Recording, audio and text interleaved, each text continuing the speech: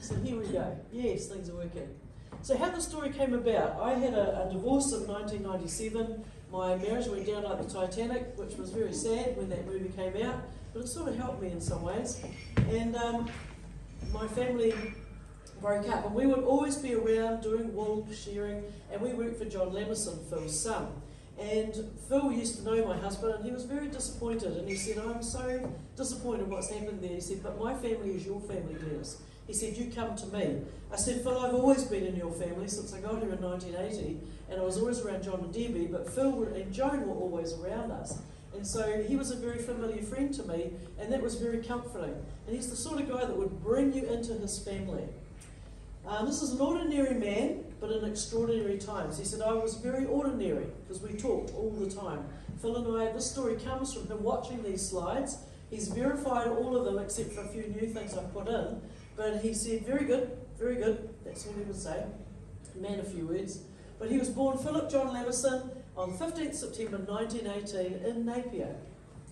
His father was friends with King Dick, Richard John Seddon, and they were down in Kumara in the west coast doing gold mining. They'd come from Australia, and that family came over and they linked up with these guys, and they were trying to find gold, which is probably still very topical right now. And King Dick and them were all talking, and he came up with the family through to Hawera. So I think this is the laser. This is the earliest Lamason photo that we have, girls. So this is the mother, his beautiful mother. He absolutely loved her, Violet. This is Bill, his brother. And Phil is this little Huckleberry Finn looking guy here, sitting in the front. And his brother David and his two sisters, Nolene and Dorothy, and they're up there with another family. So that's the Hopkins family, about the 1920s. So it's the earliest, only photo we have of them. This is another part of the family. So there is Dorothy and Nolene. These girls, Phil was very proud of his sisters. He really honoured women. And he said that his sisters were some of the most intelligent people he's ever met, and he had a high regard for women. This is his younger brother David, and he was still alive right up into his 90s. There's Violet, and William, his father, was a very severe man. They were brethren, they were an open brethren, but Phil was always trying to subvert things, and they would let the water out of the baptism font. They would try and trick the whole church over little pranks that they would make with a guy called Pat McGee, if you know Pat McGee from this area. And so I was trying to get some stories out of him, but he passed on before I could get to talk to him. He went through the 1931 earthquake, the 7.8, and it was the first day of high school for him. He went around on his bike going, Lamasons are safe, and that was over in Nelson Park area. But you can see what a wasted space it was. It was a pretty devastating place. And it smashed the whole of Napier. He went to Napier Boys High School for 1 year, 31 to 32, and every day he got 6 of the best. He got the cane every day. I went, what? Every day? He goes, yes, I was very facetious. I had to look up what facetious meant, but it meant that you were very smart aleck and you mocked a lot of things and made fun of things that weren't really that silly. So I went through those gates the other day to Napier Boys, and I talked to those boys 4 history classes, and those guys sat there riveted. They had no idea that someone like this had come from their school. So here's Phil, the young pugilist, and he loved boxing, but he got a broken nose, which then made it difficult later. He wanted to be, above all things, a farmer. That is all Phil ever aspired to be. I just want to be a farmer, because a man who owns land is somebody. And so he just wanted to be a farmer. That's all he was. And he got through. He was the top Smedley cadet in 1934 and 35, and he was very proud of that. He loved Smedley. He went to university, brand new in Palmerston North, 1936, and became very good like a vet. But his father was killed on the Awatoto crossing at Waitangi, just out here. I came across that railway line this morning, and that car's far too modern, but they were going to deal with an adultery in the church, and the train came through and killed him and another guy, Garrett. And they were in 5 of them in the car, 2 of them were killed instantly by this train hitting them, which was quite unusual. But that's the history. Phil sells his bike, comes back from university for his father's funeral, and basically helps his mother, who is just bereft. Bill and Phil then become the keepers of the family, and they look after their family. So Bill has a son who he calls Phil. Phil has a son who he calls Bill, or William. And he became Diana, and she's married to the Phil Lamason. That is Phil's nephew. Pretty special, actually. I think they were great. He loved Bill. He thought Bill was the best. And they looked after the family. Those guys were very responsible. He became a livestock inspector in New Plymouth, 1938 to 40, was very, very good at spotting tuberculosis, facial eczema, all of that sort of thing. And that helps later in what he has to do. He gets 100 free flying lessons, and he thought, if I'm going to be in the war, I'm not going to be in the army, I'm not going to be in the navy, I want to be in the Air Force. So he got these free hours in the Gypsy Moth.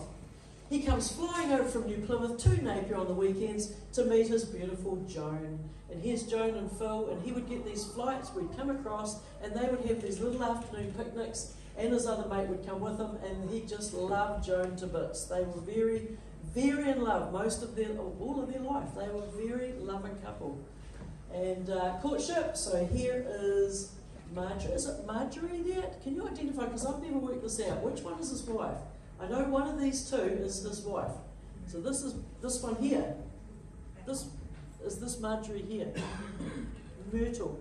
Oh wow, you see, I learn something every time I do this story. I thought she was married to her. But anyway, we've been doing the wrong story there. And here's Joan and Phil here, and this is the youth group for the church. And so that was a pretty dandy looking lot, all dressed up with their hats and having a great time. But all of a sudden, this guy turns up. And he wants to interrupt the world. He wants to take over. He wants land. He wants to genocide people. And he wants to do some pretty horrendous things. Childhood sweethearts right through to 41. They finally get married. They were childhood sweethearts right through church. They knew each other well. Their families were friends. And she was Joan Hopkins. That was the Hopkins family round from the Nelson Park area. But would there be a real life together? These guys then had to separate. She was the first female bank clerk, I think, in New Zealand. And she worked in money. She was a very clever girl, Joan. And she was in the bank here in Napier. So she had to let him go, not knowing what was going to happen. Phil was a larrikin. All he wanted to fly was the Spitfires. They said, no, you're too good, Lamason. You've got to fly the bigger planes. So they put them in the Widowmaker, the Wellington. This thing was made of cloth. It killed a lot of men because it was just not sturdy enough. It was not a strong plane, just two props, and she wasn't great.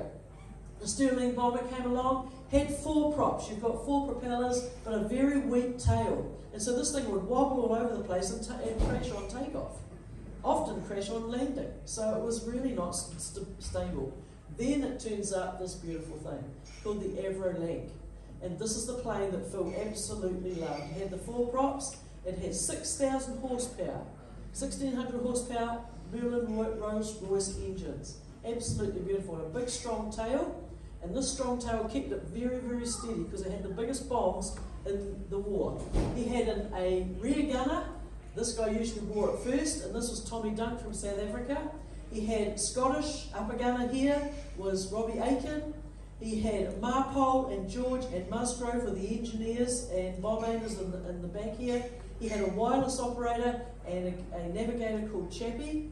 And Phil was the solo pilot, and he'd have a front gunner and a bomb aimer here, which those guys would multitask. So 7 of them to fly this plane. She was a big girl. This is 218 Squadron he came out of with the heavy bomber conversion unit. This was the big bombers. These guys went right over at night, always flew at night, and they'd be in a group of sometimes 800, 600, whatever they could get up there. And this is the London Times, went up with him. He turned around, the guy snapped his picture, and he said, I wasn't very high because I didn't have my mask on. But that's a great picture. I said, low flying, Phil. He said, we had to fly this thing on the seat of our pants. I said, low flying? He said, oh, that's not low flying. He said, I'd be trimming the top of that corn. He said, I could trim the top of the corn. He said, I get those propellers and we'd be going along just about on the ground. He said, I had to learn to fly this thing really, really well. He said, I was the pilot. I had to do it well for my men. Pearl Harbor happens on the 7th of December. I've just been in Pearl Harbor about 3-4 months ago and went through and saw what Phil saw where he was over Czechoslovakia flying, and he said at that same time, he said they rang him and said, guess what? He said, what? He said, they bombed Pearl Harbor. He said, who's bombed Pearl Harbor? He said, the Japs. And Phil said at that point, and this is pivotal, he said, I knew at that point we were going to win the war. Because he said, you don't bring America into something and lose. So he knew in 41 that they were going to win, but he didn't know when. It took another 4 years. Hitler was so determined. This was Phil's classic move. Here's my beaten up old Lancaster. She's a bit beaten up. But the weakness on a Lancaster is underneath the belly. And so that's where they would actually get the Lancaster. With the rear gunner and the upper gunner, it was pretty hard with the front gunner to actually take the Lancaster out. But Phil would do a classic move. He said, when I got coned by the lights, and you can see all the lights shooting up, they would cone them from the ground and get underneath the belly and try and put flak underneath that plane and bring it down or give it some disturbance. So Phil would go as high as he could. He would then tip it over and he'd be going straight for them. And he'd shoot at them. Now you had a lot of guts to do this because the whole G-forces on this plane is incredible. It's 1,000 feet per second. And you've got gravity and you've got 6,000 horsepower going for the ground. Now this is Phil Lamason. He was one gutsy guy. And I said, how the heck did you do that without crashing it? He said, well, you had to be very brave. He said, I had a little winder on my seat. I brought it down like this, firing flat out at the ground, and the guys on the ground are scattering everywhere. They're not going to sit there and get shot at. Shooting flat out at them with the front guns. And he said, we had to wind her out real slowly. And he said, I had to bring it round real carefully, or the whole thing would go to pieces, because he saw it happen. He said, I brought her out like this, like that, and chomp, straight out sideways like that. And he said that I was gone and nobody could get me. He said they were shooting up here thinking I was going to do this and come up here. They were shooting up here, the other gunners. He said I'd come out like this and over the top and gone within a few hundred feet of the ground. So that was his signature move. Took a lot of guts, but that was Phil Lamason. He was a gutsy guy. 1,000 feet per second. You imagine that.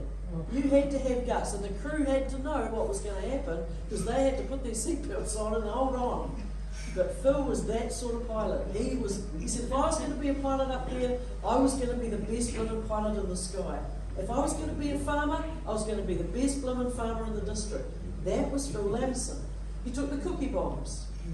He took the tall boys.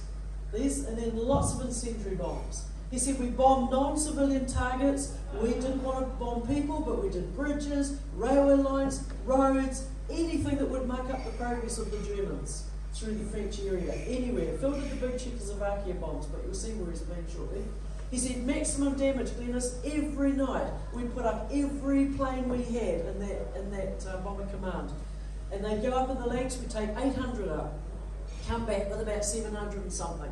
We'd take 700, 600 and something up, come back the next night with 400 and something. He said we lost friends everywhere. We didn't make friends, he said, because it was just too disheartening. He said we had our crew, but he said we only had life expectancy of 2.5 weeks. This is Bomber Command. They won the war for us. The Navy and the Army, yes, they did their part. But Churchill said it was the firepower from the air that absolutely trounced the Germans, especially when they mass bombed Dresden and those different places. Peter Falkerschwitz is an artist that we've been linked up with, and he is an absolute expert digital computer artist. And he painted one of the pictures for Phil of his description of what happened in his plane. So he said, as long as you mention my name, he's from Poland, he said you can use my pictures anytime you want for free. So they're in the book. These ones are in the book.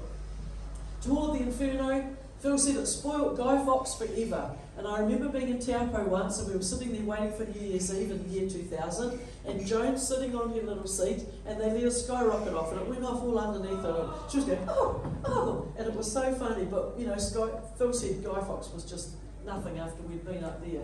He said it was just crazy. He said you had things going off everywhere, but you had to have some luck. He said if you didn't have luck, he said, forget it. Collateral damage. He got this plane home just, and he said, I felt the bomb go off under my backside.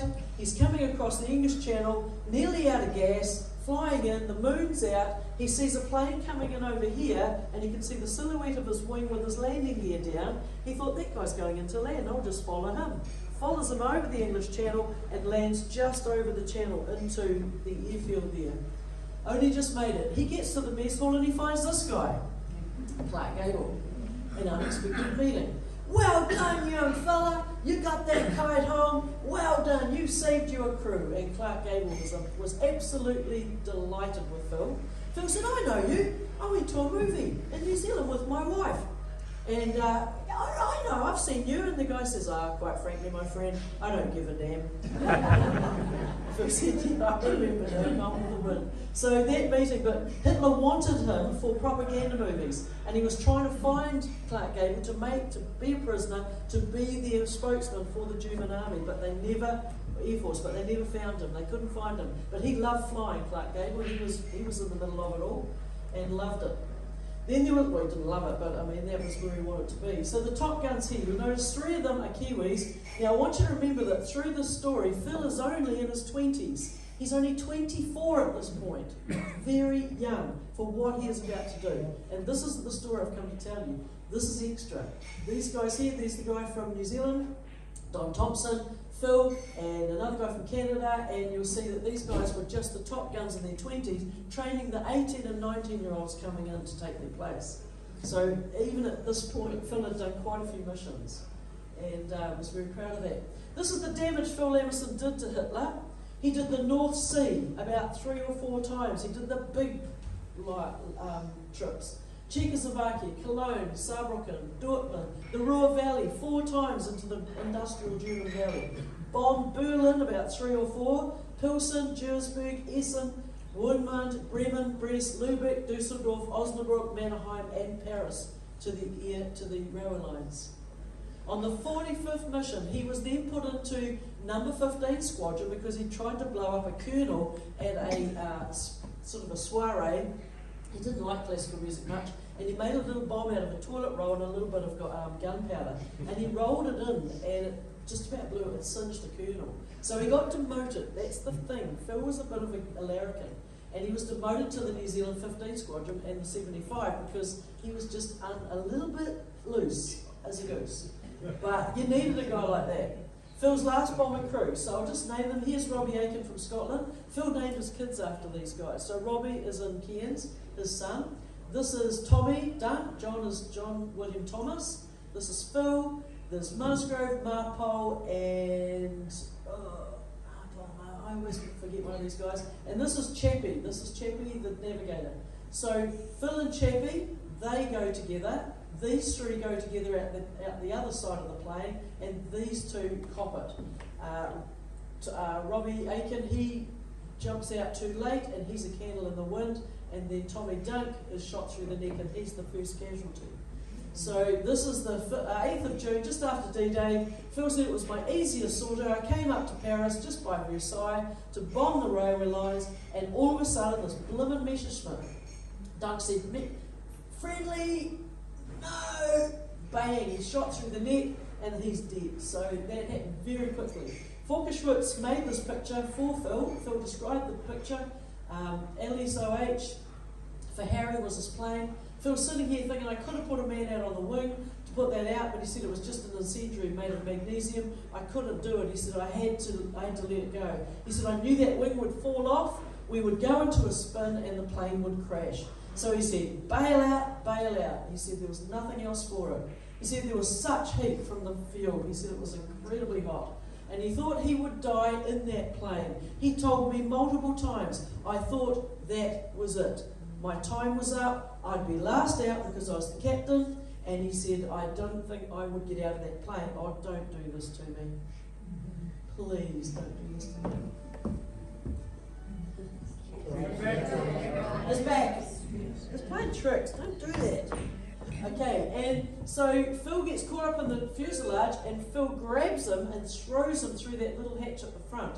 And he said, boy, Chappie, you're leaving my time short, boy. And Phil jumped. He had a little navigator's thing on his jacket and used the navigator's parachute instead of his, but he thought he would die in that plane. And it says, there is no greater love than to lay down one's life for one's friends. And Phil was prepared to do that. He could have died right there, just right there. And he'd saved some of his men. They got out, but Phil was the last out of that plane, except for Aiken, who then was a candle in the wind. He said we had two swings of our parachute, whacked into the ground, and just about broke his ankle. And he said, I could not believe that I got out of that plane. It was credited with Gerhard Wagner. I'm a music teacher, so I know that it's Wagner, not Wagner. It's Wagner. And he shot down 3 Leaks in 10 minutes. And he only lives about another year, so he was the guy credited with his shooting down.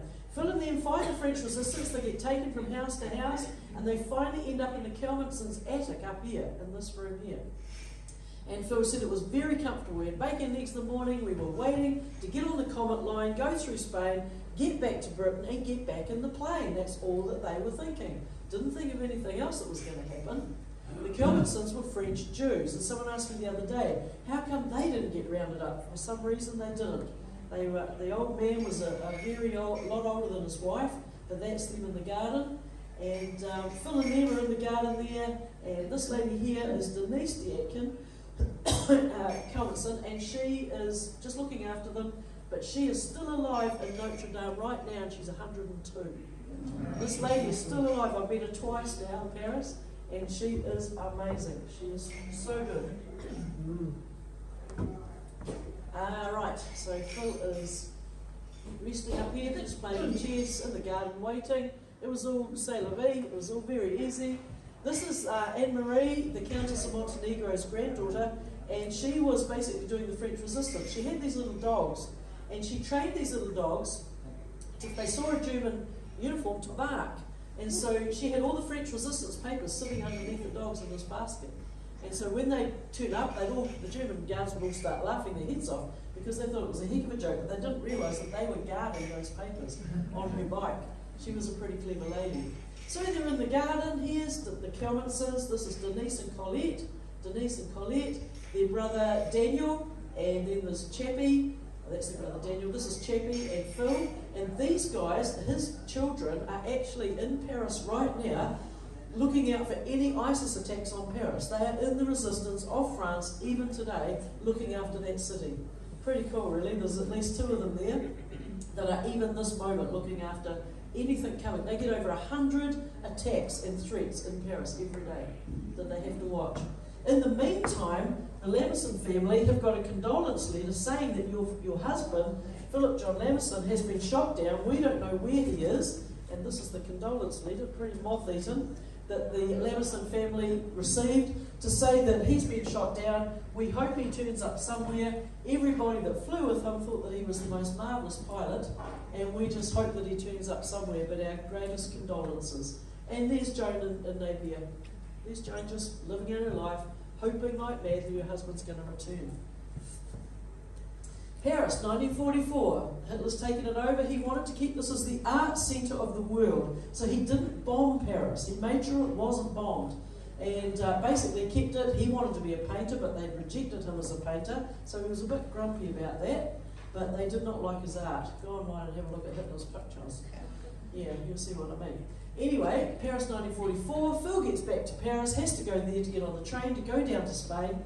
And he gets put into a big black car. He goes benzene, Citroen, American driver, okay, it's all right. Anyway, guy sitting in the front seat. Where have you been? Who have you been talking to? For you, the war is over. Puts a Luger around the corner at him, and him and Chappie are both like, oh heck, because Chappie and Phil were caught up together. And they got him out of the car, beat him up a bit. He was betrayed by this guy, Captain Jacques, for about $120, and he betrayed about 200 R.A.F. guys. And Phil, for all of his life, afterwards wanted to wring his scrawny neck. He was so brassed off that he got betrayed by one of these guys. He thought he was being very careful, but they still infiltrated them. Jacques de Soubre was another one, and together they betrayed many people. But as you can see there, that guy died in 1944, so he didn't get much further. So they arrested the Gestapo, August 1944. I said, Gestapo? In Paris? He goes, yeah. I said, how did you get out of that? He goes, well, he said, I went on and on about the Geneva Convention. He said, we are POWs, we're prisoners of war, we should be taken to a Stalag Luft camp, we should not be here. And Phil just kept at them and at them. Whoa, nine, you spies, you're terrorfleggers. You're terrorfleggers, you're in civilian clothing. Who are you? You're speaking English, but we don't know who you are. Well, you're a spy. And so they beat him up. He was in notorious French prison for about 3 weeks. They bailed him up. He found a girl in his cell being waterboarded, and he was furious at what they were doing to her. He was screaming at them and carrying on, and even with their dinner, they would slide his plate across the floor and get out of the way very quickly because he was just a little bit angry. But he said, they frog marched me out. They gave me the cell. I was tapping on the pipes going, Morse code, who's in here, what's going on, who knows what, and Phil is always thinking. That's the thing about Phil Lamason. He's always thinking about what to do next. He said, they frog marched me out to be shot. I knew they were going to shoot me. They were shoving me, pushing me, kicking me, belting me, but he'd been used to being belted. He's been at Napier boys.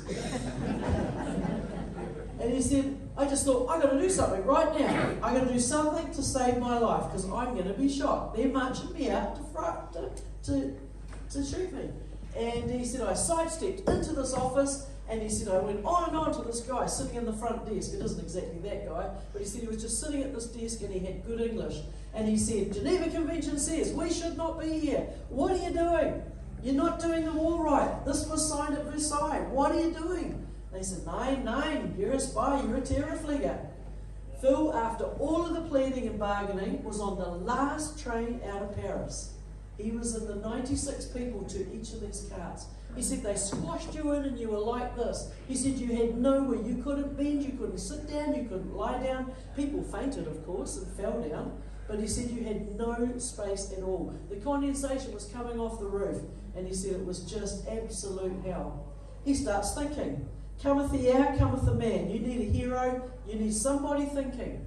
Phil Lamason was always thinking. Who's the ranking officer? Who can do what? There's a poo bucket there, there's a water bucket there. Don't let them get together. If you all shuffle round, you'll get a little bit of space and a little bit of fresh air in this corner here.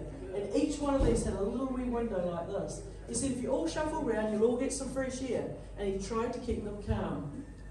He didn't panic himself, he just took over.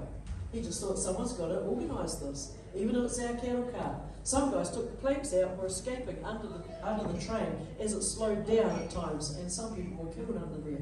But some of them did get away. But they would take how many fell out and how many got out, they'd then shoot twice as many when they stopped the train. For 5 days, Phil was on that train.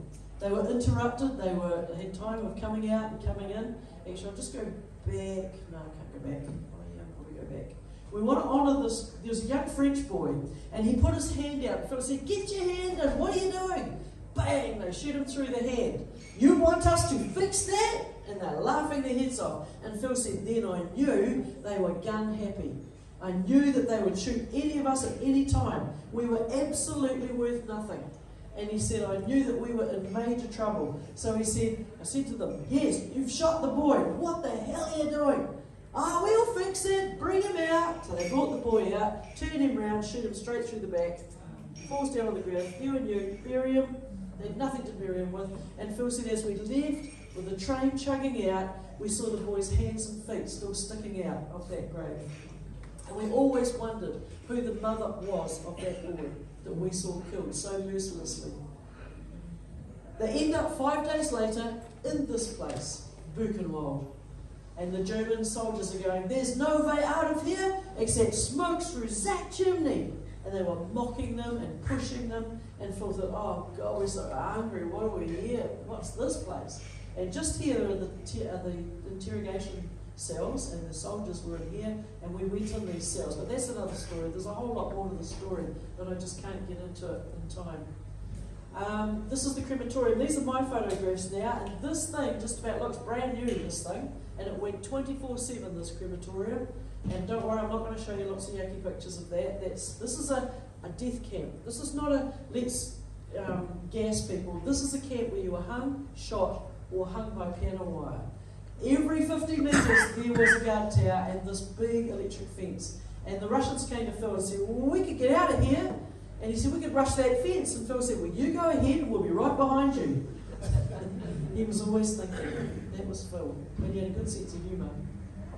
Jedem das Sein is the motto of this camp. It means to each what he deserves. And it's not work will make you free, but to each what he deserves is pretty much death if you are not one of the Aryan race. They were stripped and shaved of every piece of hair on their body. The Germans, when you're writing about typhus, they cut them like sheep and then they chucked lime over them, and Phil said we were stinging like mad from this lime that was thrown.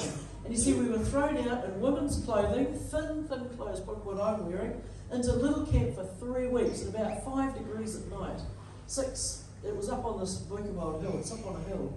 And you see, we were just demoralised and we were left out in this camp like cattle. We had no shelter, we had no roof, we had no trees, nothing. And we had to lie on this hard ground. Phil worked out that there were 82 Americans in this group, 48 British, 26 Canadians, 9 Australians, 2 Kiwis, and 1 Jamaican called Purcell. And he said, yes, he said he was there. And he found all these guys and he said, gather, gather, gather. We're going to put you into 17 little regiments. Look out for the pickpockets. Let's look after each other. We should not be here, but I will keep verifying to these people, these goons, that we should not be here. So Phil found all these guys. We need a leader. Stanley Booker from England and Mel Larson from America said, you're in charge, Lamason. You've got a handle on this. We're going to follow you. You decide what we're doing and we'll follow you. 1 Kiwi. There was something about Phil Lamason that was very, very, very strong. He's a very strong negotiator. When Phil said something, you listened. He was a monster of a man. He was a mountain of a man. He was quick and decisive. He was facetious, sense of humour, is very intimidating with his blue eyes. He was a very strong man. Cometh the hour, cometh the man. Phil Lamason was meant to be in this group for this whole reason. He thought he went to war, but he was probably a calling that God had for him to do with this group. He formed the KLB club. He said, we're going to do songs, we're going to do poetry, we're going to keep our spirits up, we're going to keep laughing. He said, don't let them get you. He said, let's keep going. Don't fall over. Dodkin comes up to him, Ken Dodkin. He says, I'm Ken Dodkin. We want to join with you. I've got 37 of my special men. Can you help us too? Phil said, look, that'll make us 200. Too many people. They'll shoot the lot of us. He said, I can't do it, but I'll look after what I can.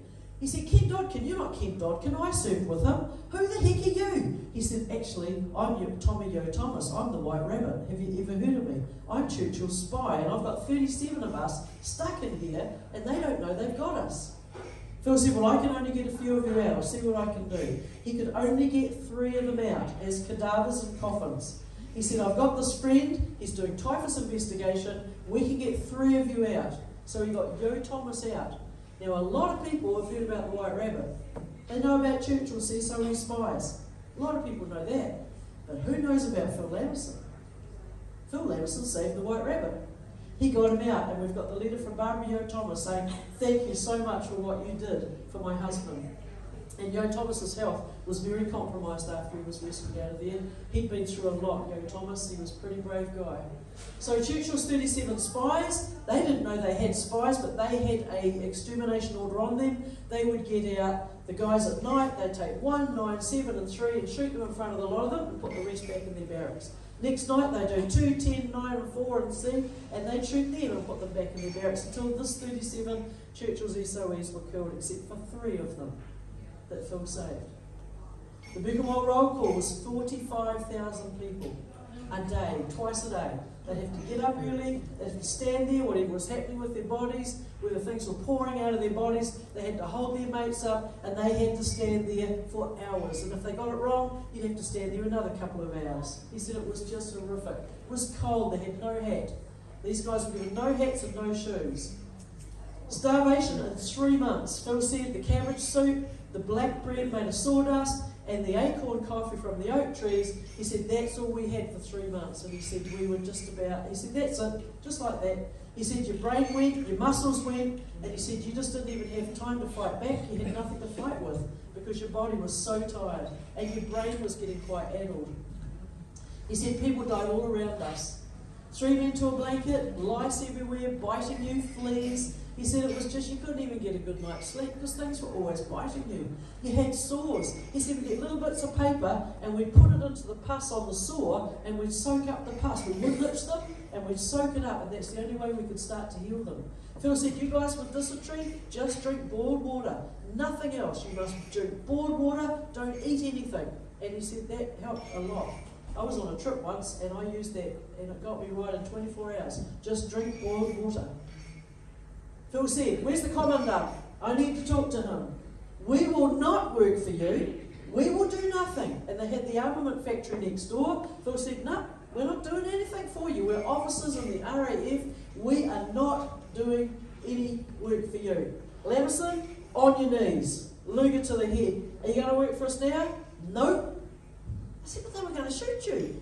He said, yep. I had all these men ready to take my place. Trained up. Luger to the head. You going to work for us now, Lamason? No, we're not working for you. And he just walked away. This guy just walked away and left him. He should have been shot so many times because he put his foot down and told these guys what they should do. Fleas and lice were everywhere. These are liberation pictures of when that pattern came through and liberated Buchenwald, but that's why they're looking a little bit happy, but they were pretty miserable. Phil said, you were so tired. He made key relationships with the capos. They then gave them hats. They then gave them clogs. But he said they went around hitting everybody. Phil said to the commandant and the capos, back off your dogs, back off your men. We will not try to escape, we promise. Let's all calm down. And he said, one thing I'll give the Germans is they obeyed me. Professor Alfred Balachowski was in the Louis Pasteur. He was a prisoner and he was trying to get a typhus victim. He would then give the typhus injections to the men, and Phil said we were injected with this blooming green stuff. He said we don't know what it was, but they were definitely experimenting with us. But they were neurotic about typhus. Phil would get the rabbits that were injected with the typhus, he would boil them, and then they would feed the men on them, and they at least had a bit of protein, because Phil was a vet, and he knew you could do these things. They got the bomb armament next door, was all bombed, and this is where they used to make bombs and bullets and all the rest of it, and it got all bombed, and they said, come on, you lot, get over here, you've got to clean this up. Phil said, we're not doing it, not working for you. No, not doing it. Get on your knees, Lamason, you're going to work for us now? No, not working for you. No, we'll go and get our food. He said, our countries would honour us for what we are doing. He said, if we go to the toilet, we march to the toilet. He said, if we go to get our food, we march to get our food. Everywhere we go, we keep military discipline. That was Phil Lamason. He said, one day I went down, I had a message to take down into this room. He said, I call it the room of death. He said, you will go there and you will feel death in that room. He said, I opened one cupboard door and it was full of bodies. He said, I just shut it again. He said, I went down into this room, it's underneath the crematorium, and he said they had these guys down there, they had piano wires, and they were putting it around one guy, and then around another guy, and garroting them on these meat hooks. He said, you can't kill people like that, there's something starting with B, and he absolutely went off his brain at them, and he said that it took 7 minutes for that piano wire to cut through the windpipe of those guys. And if they kicked hard enough, it would happen faster. And they would take bets on these guys as who would die next. But he said there were scratches all up that wall there. It was horrific, that room. There were these big black pipes coming out of it. It was really ugly. And those little steps there were the last steps that thousands and thousands of people took. Because they were just killing these guys in this camp. Phil knew that. He said we were going to die. We were probably condemned to death in this camp, and nobody knew they were there. There's been a book written about that too. So these ovens went 24/7. Phil said, I didn't really like the smell of burnt bacon after a while. He said, I didn't really like that smell. He said they did experiments on people. They would cut open their thigh and put a bit of glass in there and see how long it took to grow gangrene. He said they would do experiments on pregnant women and different people in different situations. And they learned a lot about the physiology of the body in those World War II, but not very nice at all. Young and old were there. Debbie, my friend, cries when she saw this picture. And she said, young and old, little children, their shoes told the story. Lamason gets this message the next day. In the morning, you'll be shot. Phil goes, oh, I've heard that before. He thought, what am I going to do now? So he spends the whole night thinking, what's going to attract the Germans? Charm. He said, they like charm. Intelligence. He said, I'm glad you think I'm intelligent. And a sense of humour. And he thought all night, he couldn't sleep. He thought, oh, what am I going to do? They're going to shoot me. Okay, my time's up. I've got all the men organised. Booker and Merle Larson have got the Americans and everybody organised so that when I die, they will there. So he thought he was going to die that night. He thought, this is it. It's over. Oh, wrong way. they rounded me up to shoot me. He said the Alsatian dogs were snapping at my throat, and I could smell their breath. I could smell the heat from that dog coming at me. And I'd seen so many times where they'd let people get ripped apart by these dogs and killed. He said the dog would run up, buff a man over in the chest, knock him down, and go straight for his head and his neck. And he said these dogs were vicious. They were trained to kill. And there's big kennels where we saw the kennels. And he said, but I would not step back. And that's why we called our book, our Phil Lamason book, I Would Not Step Back, because that was the crucial moment. If Phil had stepped back, he said, if I'd moved 1 inch, he said they would have let those dogs go, and they would have had great pleasure in letting those dogs kill me. And he said, I could not move back, and I would not step back for my men. And so that's why we called that 20 gun firing squad. I said, what? 20 guns? He was sitting beside me, so I knew he'd survive. But I'm going, I was absolutely gobsmacked. 20 gun firing squad. I get the kids at school to point at one kid in the classroom. That's intimidating as it is. Just something all pointed at you. This is classic now. Lamason, what have you got to say for yourself? Well, just like in the high school, he put up in front of the assembly at Napier Boys, gets the cane in front of the whole school, stands up and goes, thank you, sir. And the whole school disintegrated and laughter. So, what have you got to say for yourself? Well, I've heard this before. I didn't know that it took so many of you to shoot me. I go, what? Why did you say that? He goes, well, he said they were going to shoot me, and I might as well ask them and have a go at them. He said, because, they were going to shoot me.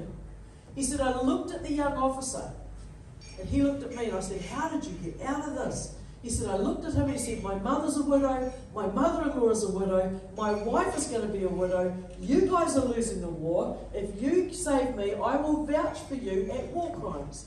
He said, come on, you can't, you guys, it's the end, what are you doing? And he said, He looked at him and he said, we looked at each other and exchanged for about a minute. He said, I looked at this young guy and thought, you're a good man. He said, I think he looked at me and thought, you're a good man too. Phil was very Germanic looking. He's very sort of like Lord Mountbatten sort of stature. And so I think he must have looked at him and thought, you're a pretty good guy. He goes, ground arms, and marches him back. The guys, when he gets back to the hut, just can't believe he's walking back into the hut because he's alive. They knew he was probably dead. But Phil Lamason. So, the extermination orders for Gestapo headquarters from Berlin, signed by Hitler. Phil gets wind of this. He finds out that his group is going to be killed in 3 days. I said, what did you do then? He said, well, I didn't know what we were going to do. We needed some help. But he said, this guy, Hannes Tortloff, came into the camp and the guys were banging on the fence going, hey, we're R.A.F. We should not be in here. You're Luftwaffe. Can you help us? And this guy said, hey. He was really quite concerned, and he went to Fat Boy, old Goering, and he said, look, there's all these guys in Buchenwald, and they're R.A.F. And we're the Luftwaffe. What do you think we should do? And old Herman Goering realises, and he goes, yes, we should not have them found there. We need to get rid of them or get them out of there very quickly. And so after a very, very shaky night, where the guys thought that they might be just shot, he said the next day a train turns up, and they're taken to Stalag Luft 3, where the Great Escape happened, where Tom, Dick and Harry tunnels, where they tunnelled out from. And so Phil, being Phil, breaks out of the camp, gets a fine milk cow, and breaks back into the camp to feed all the men. That's Phil Lamason. He said that milk revived the men very, very quickly. He said that milk, he said straight away the men's strength came back, they felt better immediately. But the capos were so hungry, they ripped it apart and they ate it.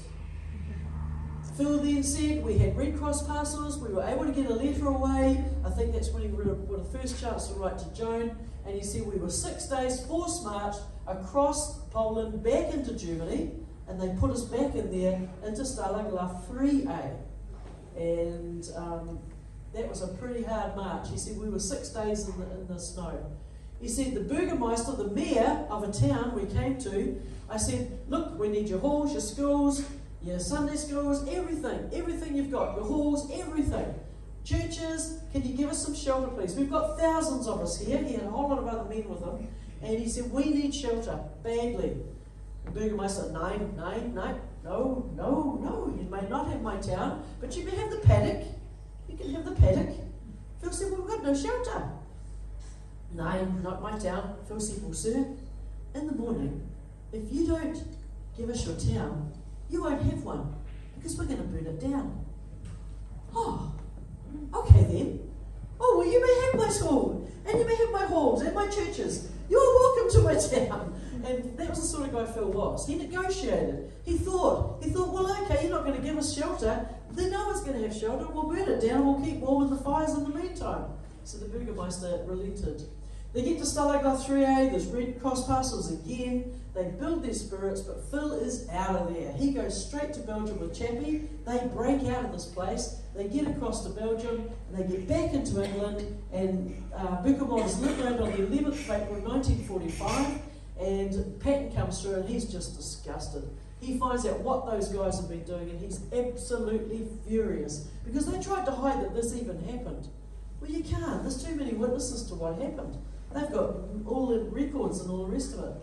Phil was invited to Buckingham Palace often. As he got back to England, he said, well, what are we doing? Where are we up to? Where do I fit? And he would be taken to receptions at Buckingham Palace.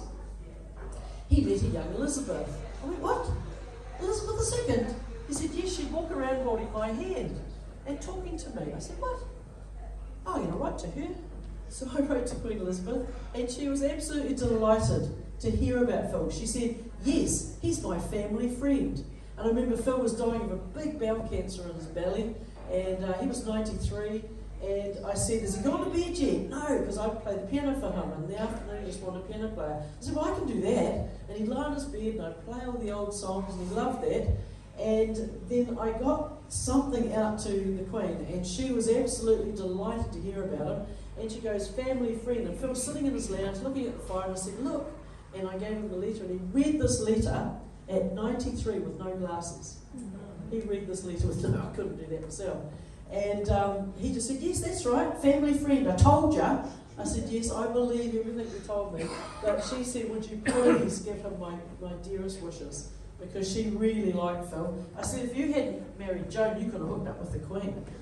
Because she married a Phil, and you know he wanted to be head of the Air Force. Well, Phil was a much better Air Force guy than him. Anyway, the young Elizabeth and King George VI. Lamason, he said, well, would you buzz the castle for me, Lamason? I'd love you to buzz the castle. Get up there and have a good time. I'd love you to. So Windsor Castle for King George VI. Phil flies the, I think it was Stirling, and he puts him up there and he said, free flying air, and he just went nuts with this thing. And the king was absolutely delighted. I said, you flew for the King of England? He said, yep. He said he loved it, absolutely loved it. Winston Churchill debriefed Phil. He was a very keen aviator. He said, it was not airstrike. Lamason, how did you do it? Tell me everywhere you went. Tell me what happened. I want to know all of it. And so he went and was debriefed by Churchill. It was the airstrike that he believed. What does he say here? He said, never was so much owed to so many, to so few. And he said he knew that the Bomber Command were very instrumental in winning that war. Phil had a secret mission over Japan. They said, Lamason, you're one of the top guns. We want to see it. The Japanese won't stop fighting. We won't stop the war, so we have to bomb them into submission. That's why that bomb had to happen, because the Japanese would not stop. I said, that's why they had to bomb them? He said, yes. He said they would not stop. They wanted to keep fighting. And so he said, there's a secret mission over Japan. You're the pathfinder. You drop the incendiaries, and the Americans are right behind you with a very special bomb. Phil got out of that. He didn't want to do that job. He got out of it. He said, no, I don't want to do that. So he said, the Americans said, right out of the way, and then Enola Gay took the Hiroshima bomb. They had a new airport, 1946. They said, Lamason, you're the top gun. We want you to run the new Heathrow Airport. You're the lead pilot. Would you do the flight pass, please? We'll give you a farmlet in Berkshire, and our pleasure. Would you please come back, get your wife, and come back here? And Phil said, I'd love to. That would have changed the family dynamic forever. And Phil said, I'd love to be. And he would have been in charge. And when I went through Heathrow, I was very proud. Nobody knew I had a big smile on my face because Phil Lamason would have been one of the chief pilots. You've seen enough war, the New Zealand government said. he said, but you're going to take home a whole shipload. You're in charge of the 1,500 Kiwi rat bags. And Phil was 27 years of age in charge of all of these guys. That was Phil Lamason. He said, no, pack of rat bags. They had a fight on the deck because a whole lot of them didn't want to come. And Peter Fraser was angry with them because he didn't round them all up. And he said, well, they weren't coming and we wanted to get going, so we left. And the boat came home with these guys and they were liberated. This is the Napier Boys High School farm, just out of Napier. And this is Joan. She's not letting him go this time. She's got a hold of him. She was delighted to get him back. You know, who would have believed that he would have got through that? We'd like to go to a warm place, please. And they sent us to Dannyburg. That was a joke. And that's Phil's farm just over here. There's a big green wool shed just over here in the corner. But there's some family tragedies happen here. So you have the family at last. This is Trishy, his oldest daughter, and she's a teacher in Auckland. And Johnny is my best mate in Dannyburg, and he's got the farms. And then Robbie's a deep sea fisherman out of Cairns. And then Cherry is a teacher. She was living in Singapore, but now in Port Macquarie. And then there was Billy. And Billy was the victim of a Saturday night crash where one of your mates been driving, having a party with the boys, and he got flung out of the back of his own car and killed on the bridge just near the house. And Phil said, you know, of all the guys I lost, losing Billy was the most heart-wrenching of all. And he was the youngest, and even at 93, he'd still cry over losing Billy. The Buchenwald survivors gather in Canada. The most thankful group of all of the ones that Phil saved were the Canadians. And this is a group of them in 1985. And at this group here, Phil tells them about how he'd seen the extermination orders and he never told anybody for 40 years. Never told anybody that he'd seen that. He said they would have scattered, they would have panicked. He said, I could not have told them. And they just disintegrated at this meeting. They just thought Phil was a flaming hero and they just thought he was marvellous. So there he is with the men. But the US authorities in 1945, when the Americans went back to America, said, you were not there. You have no tattoos, no papers, no records. You're in civilian clothing. It didn't happen. Go and have a nice life. Go and have a great life. Wow. That didn't go down very well. The conspiracy theory is, I bet there's a few conspiracy theorists in here.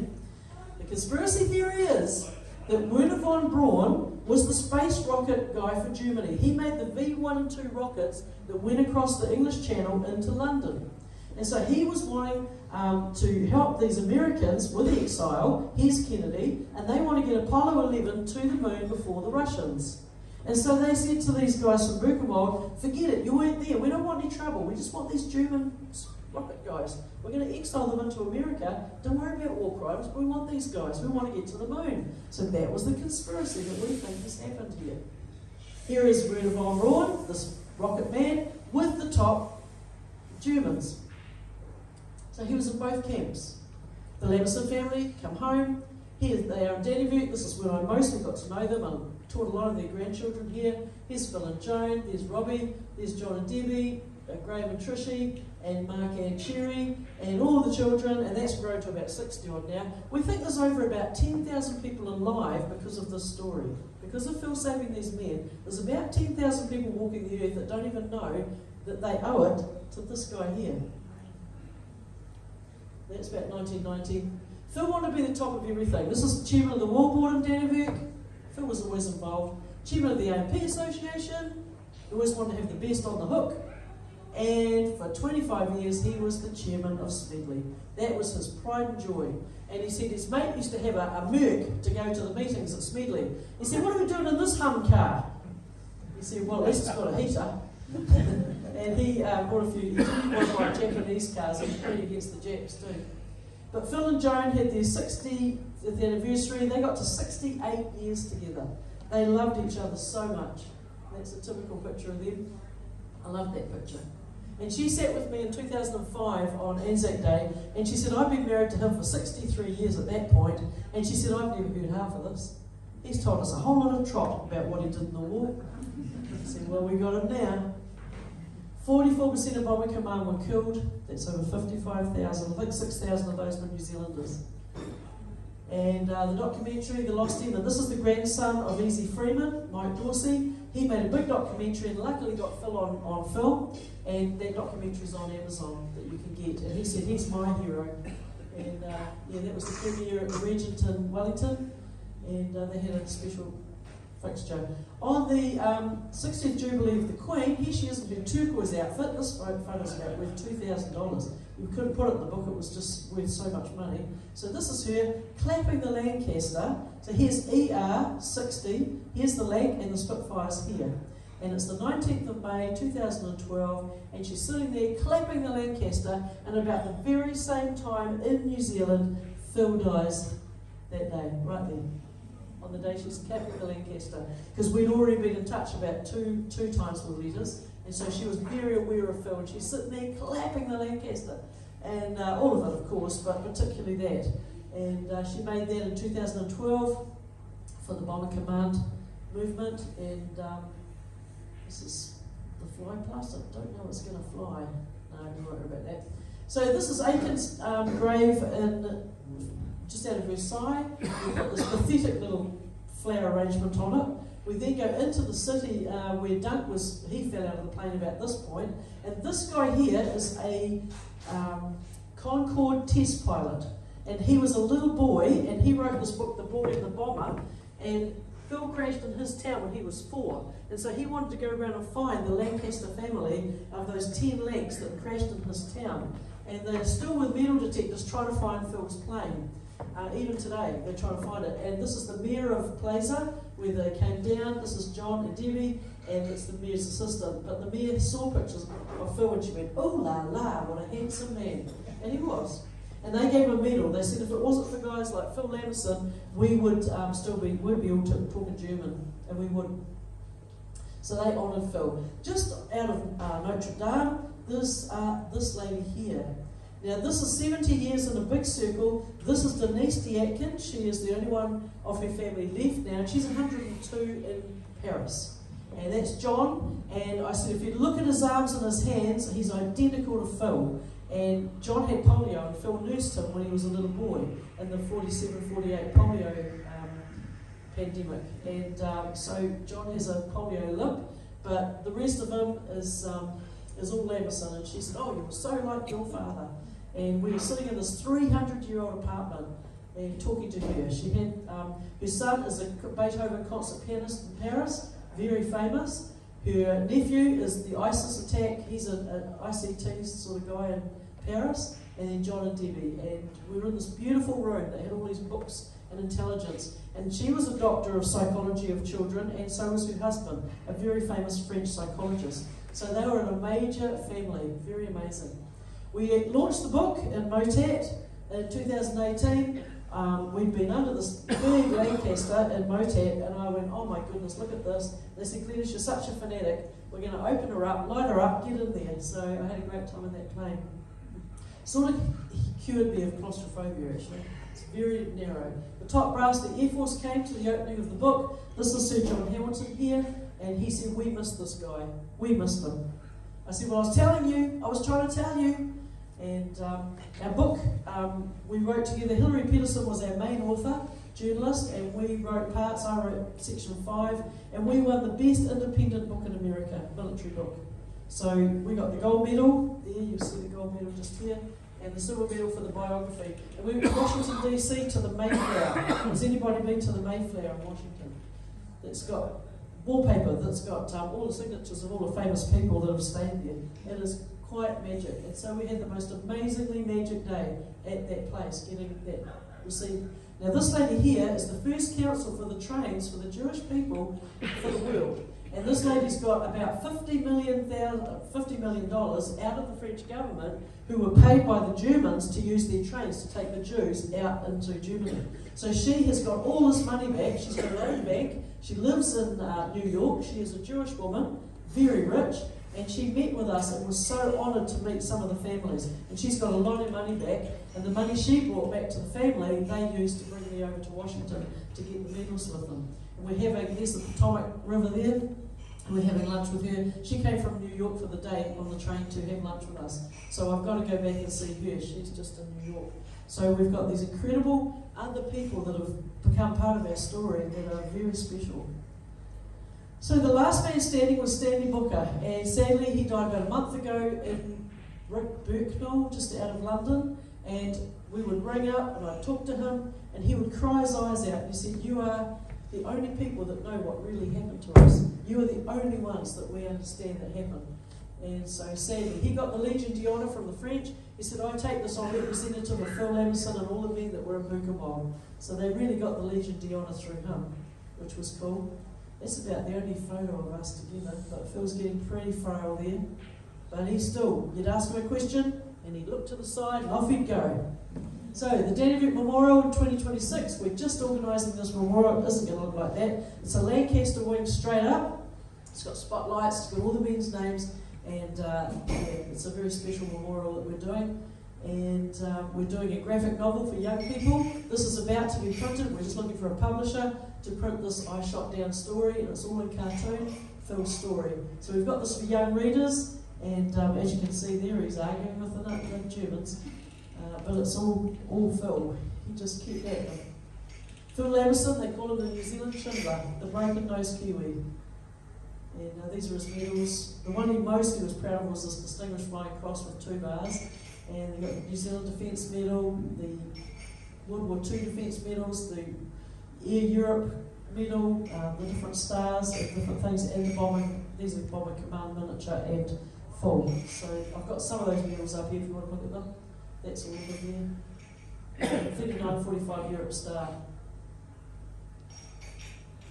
So I have one more parade, one less digger by your side. 1 year you're marching, the next year you ride.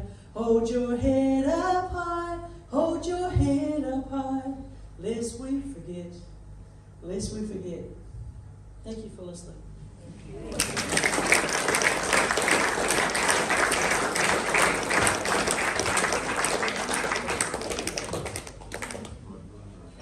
Don't go away. Look, I think we can agree that's been a special presentation. Now, we have our own squadron leader retired, John Mason. Oh, really? Really? John Mason? No, I thought it was that man getting up over here.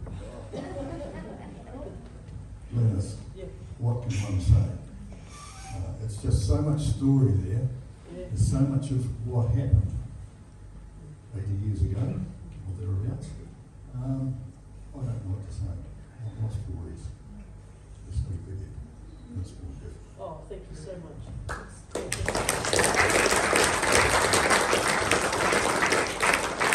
I do the story for nothing, but it's really nice when someone gives you something, which is really nice, but that's not what it was about. I said to Phil, I will get your story to the world, and I promised him that.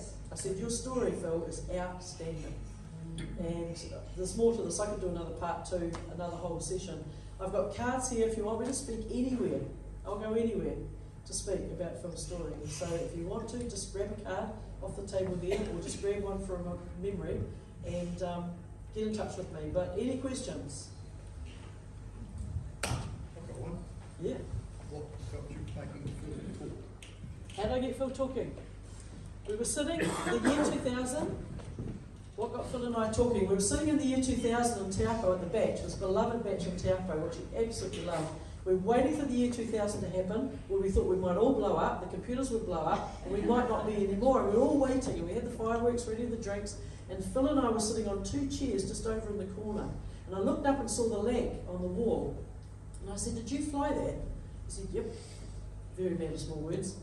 "Were you in the war?" "Yep, I was there." And I said, "How did you fly that?" "Well, I had a very good crew." I said, "How'd you survive?" He said, "Well, that's another story."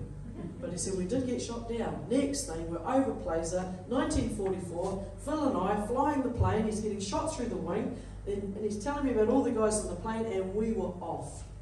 And at that point, he saw that he had a very captive listener. And I just thought, listen very carefully. And those that know me know I'm a very active extrovert, but I had to really listen hard. And it was really, really awesome. And he began unfolding the story.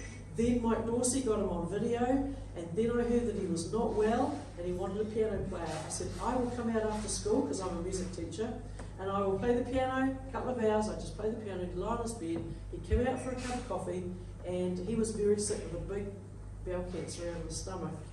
And we talked, and as soon as I'd ask him a question, bang, he'd look to the left and off he'd go. And I said, Phil, we're going to tell your story. This story is incredible. I said, who met the Queen? And who's done this for the Gestapo? And who's done all this? And I said, this is so important. And I said, you've got to tell me, and please let me write it down. He said, very good, very good. So he would just tell me over and over and over all these stories. And I got them from the horse's mouth. And I said, right. And a person like me, you can't just give me something like that and not do anything with it.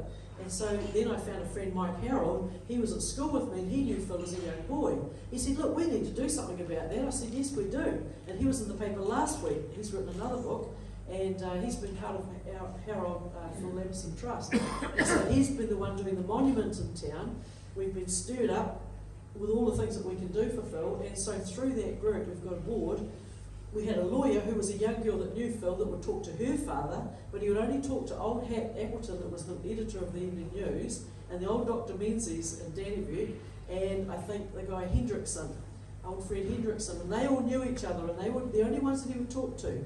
John, his son, said he told us a whole lot of trot. We didn't hear any of this, and they're gobsmacked. And John will hear the story and he'll cry. He said, I did not know my father. I did not know this. What had happened to him? And Phil went through his life.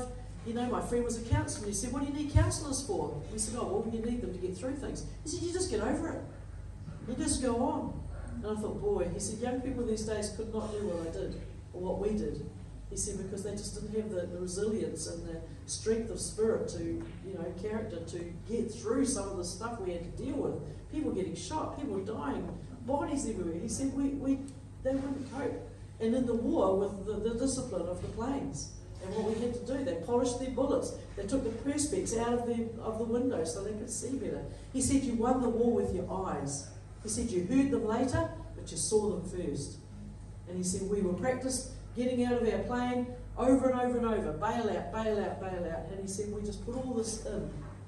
But Phil was very sick at the end, and I even tried making him oxtail soup to try and give him some nourishment, keep him going. The doctor was there, and he said, I just want to die at home. And she would visit him at his house, and he loved his home. And he built a home replica to what Bill and Phil used the same architectural plans for the house of Nelson Park to the house of Danny Rex, got the same architectural plans.